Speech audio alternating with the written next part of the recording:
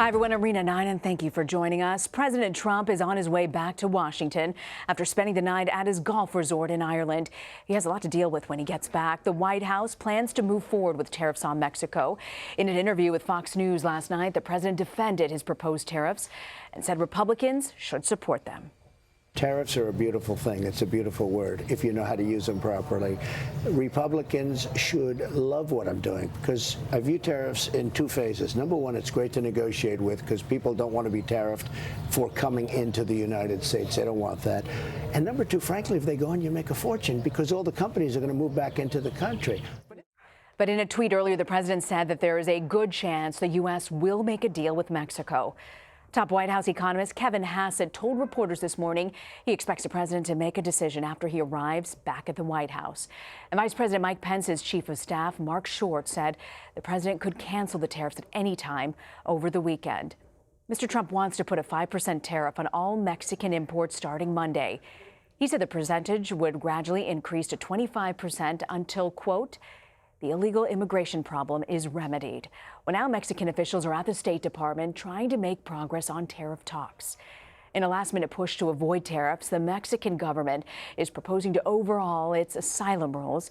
It also says that it will deploy thousands of troops to the country's border with Guatemala to curb the unprecedented surge of migrant families journeying to the U.S.-Mexico border. Anita Kumar is White House correspondent and associate editor at Politico, and she joins me now from Arlington, Virginia. So, Anita, does the White House appear to be satisfied with Mexico's proposals so far? Where do you see this headed? Well, from what we're hearing, that they are pleased that Mexico has come forward with some proposals, but they don't think it's good enough. It's not enough of what they wanted. Even though they were kind of vague about what they wanted, they think it won't go far enough to deal with the problems on the border. And how exactly does the White House plan to impose these tariffs? Do we know? We don't actually know, and that's been really interesting this week because we've been waiting to see what details they would provide on how this will happen. And, a lot of people are saying that they actually need to have that information right away. Even today, it's Friday, before this is implemented on Monday, and they haven't provided any of those details, mainly because the president is not here, as you said, but also because he hasn't actually made a decision. They're moving towards that. They're moving towards it as if it's going to happen, but they don't have everything ready. If you'll remember last week when he first mentioned this, the White House was several people at the White House were caught, by surprise, and they weren't ready to reveal it and announce it. And so things were not ready for the implementation. One of the gripes you sometimes hear from folks in the diplomatic corps on the other side of the White House say that, the president might have a deal at some point, the team might have a deal working on it, and then the president's like, no, I don't really like it. And no matter what the negotiators might have come up with, it doesn't quite go as planned. Are folks concerned that, this is a developing story, and as they said, the president could cancel tariffs at any point this weekend? Is there concern that no matter what's being negotiated by both sides, the president might come up and just tear apart this entire deal? Oh, it's definitely a concern. I mean, if you'll remember the first day, a couple days ago that they had the negotiations, the vice president was there, the Secretary of State, Mike Pompeo, was there.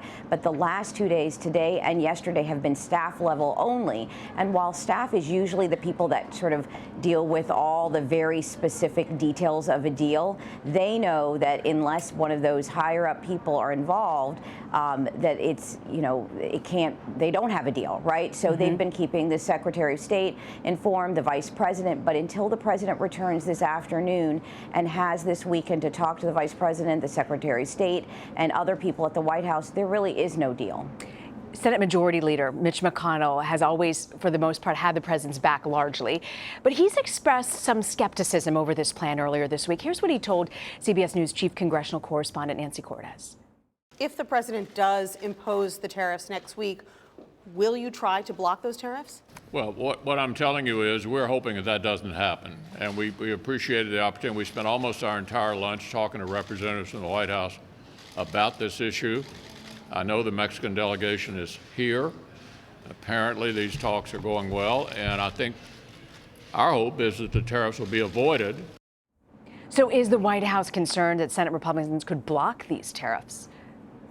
I think the thinking, and the president has kind of indicated this, is that even though there are Republicans that are opposed, they feel like they have the numbers. They feel like not enough Republicans will oppose them when it comes right down to voting on something. But I can tell you from my colleagues on the Hill that Republicans are very concerned. In fact, one GOP aide told my colleague that they are trying before Monday to get a briefing with the president. They want to have some input. They feel they've had input on past trade deals, and they want, obviously this isn't quite a trade deal, but tariffs. They want to have their input on that, and they're running out of time. Really, he's in the air most of today.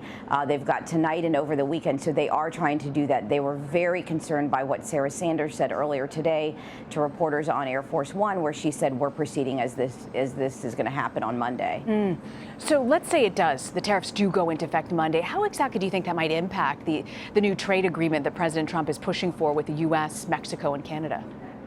There are a lot of lawmakers on Capitol Hill, a lot of business groups that are saying that it would cause a lot of problems. And that is the number one thing they want to avoid. Even people in the White House that are advising the president are saying, don't do this because we might not get this through with Mexico and Canada. So that is their number one concern.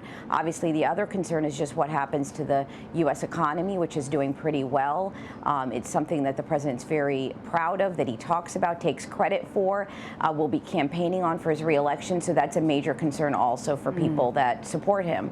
Yeah, and that good economy has really helped a lot of Republicans enjoy the benefit of that as well. President Trump has actually weighed in on Speaker Nancy Pelosi, saying that she wants to see him in prison. He tweeted this out. Nervous Nancy Pelosi is a disgrace to herself and her family for having made such a disgusting statement, especially since I was with foreign leaders overseas. There is no evidence for such a thing to have been said.